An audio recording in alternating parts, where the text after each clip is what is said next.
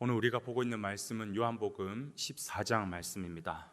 오늘부터 해서 한 16장까지 예수님의 마지막 고별 설교가 기록되어 있습니다. 특히 오늘 말씀의 주제는 어떻게 시작되냐면 바로 믿음이란 무엇이냐, 믿음이란 무엇인지에 대해서 그 말씀의 시작을 하시죠. 왜 그러냐면 예수님께서 머지않아 고난을 당하게 되고 십자가에서 죽으실 것을 제자들에게 말씀을 하니까 제자들이 두려워하는 거예요. 두려워하는 그들에게 예수님께서 말씀하십니다. 1절에 보니까 근심하지 마라. 하나님을 믿으니 곧 나를 믿어라. 믿으면 두려워하지 않게 된다. 믿으면 오히려 이 어려운 가운데, 이 고난 가운데서도 너희들은 더 담대해질 수 있을 것이야 라고 말씀하시는 것이죠. 여러분, 그렇다면 믿음이란 무엇일까요? 성경에서 말하는 믿음이라는 것은 관계 속에서 나오는 것이에요. 아버지와 자녀의 온전한 그 신뢰 관계, 온전한 믿음의 관계. 그래서 우리는 머리로만 동의하고 머리로만 이해하는 믿음을 믿음이라고 말하지 않고 그 관계 속에서 내 삶까지 변하는 것, 내 삶의 변화까지를 믿음이라고 얘기하는 거예요. 오늘 본문 20절에도 이렇게 말씀합니다. 저가 내 안에, 내가 저 안에. 이건 관계잖아요, 그죠? 믿음은 관계라는 거예요. 저가 내 안에, 내가 저 안에 들어가면서 그 삶 가운데 모든 것이 변하는 것, 이게 바로 성경이 말하는 믿음이다라는 것입니다. 그러면 이제 중요한 질문이 이거예요. 그럼 어떻게 저가 내 안에, 내가 저 안에 들어가서 서로 신뢰의 관계, 믿음의 관계가 될 수 있을까? 어떻게 믿을 수 있을까? 여러분, 제자들은 어떻게 믿을 수 있었을까요? 그래도 제자들은 예수님과 함께 한솥밥을 먹고 예수님이 지신 십자가도 직접 봤잖아요. 그러니까 믿을 수 있겠죠. 그럼 조금 더 나아가서 볼까요? 그러면 그때 당시 사도행전에 기록되어 있는 이방인들, 예수님을 한 번도 본 적도 없고 또 예수님 십자가도 본 적이 없어요. 더 나아가서 2022년도를 살고 있는 오늘 저와 여러분들, 예수님을 육안으로 본 적이 있습니까? 예수님이 십자가 지신 것을 직접 본 적이 있습니까? 아무도 본 적이 없는데 어떻게 예수님을 믿을 수 있습니까? 여러분, 그래서 오늘 이 믿음과 관련된 설교를 하시면서 빠뜨리지 않고 예수님이 바로 이어서 하시는 말씀이 뭐냐면 성령에 대한 이야기를 해주시는 것이에요. 성령님이 우리 가운데 거하시면 믿게 된다라는 거예요. 성령님이 우리 가운데 오시면 이 땅에 있는 우리와 지금 하늘 보좌에 계신 그 예수님과 연결을 시켜줄 수 있다는 것입니다. 그러면 그 성령님께서 우리 가운데 어떻게 역사하시기에 지금 오늘 우리가 본 적도 없고 만져진 적도 없고 경험한 적도 없는 이 예수님을 믿고 깨닫고 우리의 삶이 변화될 수 있을까? 먼저 성령님은 오늘 본문에 보니까 예수 그리스도의 영으로서 우리와 늘 함께 동행하시기 때문에 우리가 믿고 깨닫고 알게 된다라고 말씀하고 있습니다. 26절 말씀, 보혜사 곧 아버지께서 내 이름으로 보내실 성령이라고 말하고 있어요. 여러분, 성령님은 어떤 힘과 에너지를 갖고 있는 그런 파워가 아닙니다. 성령님은요, 예수의 영이에요. 예수의 영. 그렇기 때문에 예수님을 우리가 실제로 본 적이 없지만 그분은 예수의 영이기 때문에 그분이 우리 가운데 오시면 예수님의 모든 역사가 다 알게 되고 믿어지게 되고 깨달아지게 된다는 겁니다. 왜? 그분은 예수의 영이기 때문에.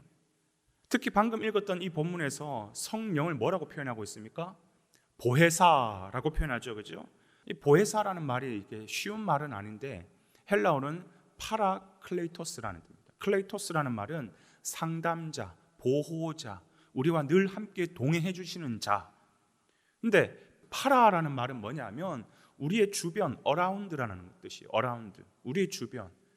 우리의 늘 함께 동행해 주시고 조언해 주시고 힘 더하여 주시고 우리의 길을 인도해 주시는 나의 조력자, 나의 보호자, 그분이 내 앞뒤 좌우 위아래라는 공간을 초월해서, 그리고 뿐만 아니라 내 과거, 현재, 미래, 시간을 초월해서 늘 항상 시공간을 초월해서 나와 함께하고 계시는 분, 이게 바로 보혜사 파라클레이토스라는 뜻이에요.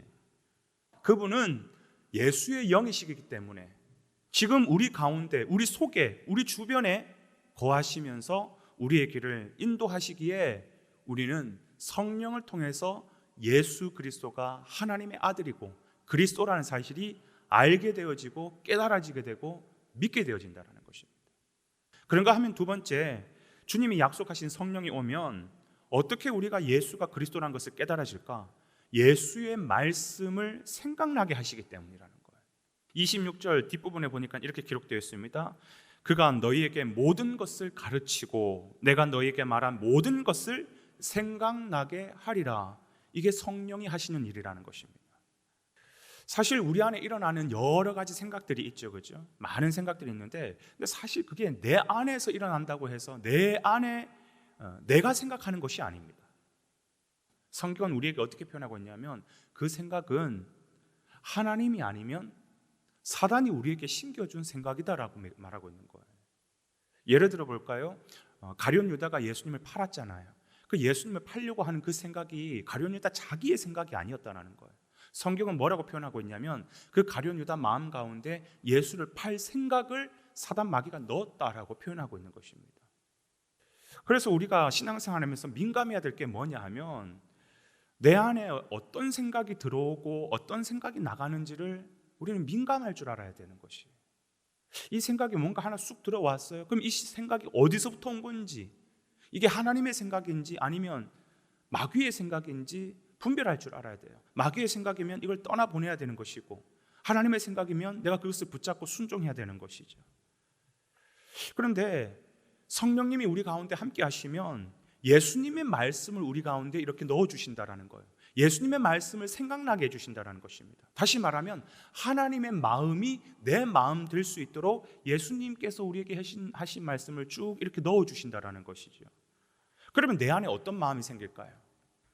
예수의 말씀이 생각나게 하시고 예수의 말씀이 깨달아지면 내 안에는 하나님을 향한 불신이 아니라 믿음이 생겨나겠죠.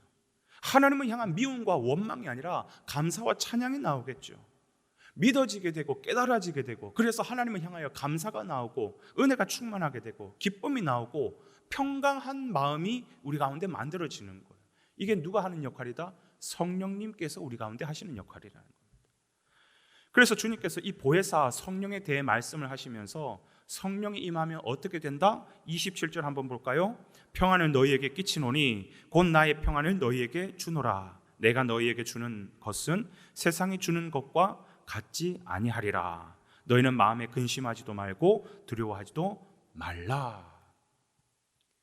이런 평안을 우리에게 주신다라고 말하는데 평안의 반대말이 뭐예요? 근심이잖아요. 걱정이죠. 성령이 임하시면 어떻게 됩니까? 예수의 말씀이 생각나기 때문에 우리 마음 안에 평강이 임하게 되는 거예요. 평강이 임하면 어떻게 됩니까? 믿게 되는 거예요. 이게 선순환이 일어나는 겁니다. 성령이 임하시면 믿게 되고, 믿으면 평강이 임하게 되고, 평강이 임하면 또 믿게 되고, 성령이 충만하게 되고.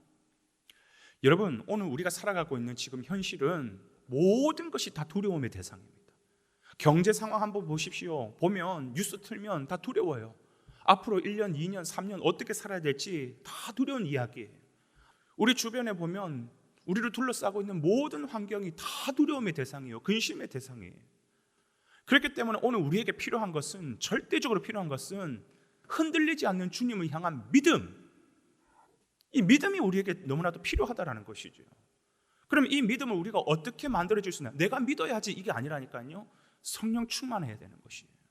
성령 충만하면 그 보혜사 성령이 우리와 동행하시면서, 그리고 계속해서 예수님의 말씀을 생각나게 하면서 더 믿음을 우리에게 강하게 하여 주시고, 믿으면 우리 가운데 평강이 생겨지고, 그래서 우리 안에 더 믿음이 강해지는 것이라는 거죠. 결국 그 믿음이 우리를 승리하게 만드는 것입니다. 오늘 하루의 삶 가운데서도 두려운 이 세상 속에 살지만 두려워하지 마시고 믿는 자가 되시기를, 그리고 성령 충만한 자가 되시기를 주님의 이름으로 축원해 드립니다.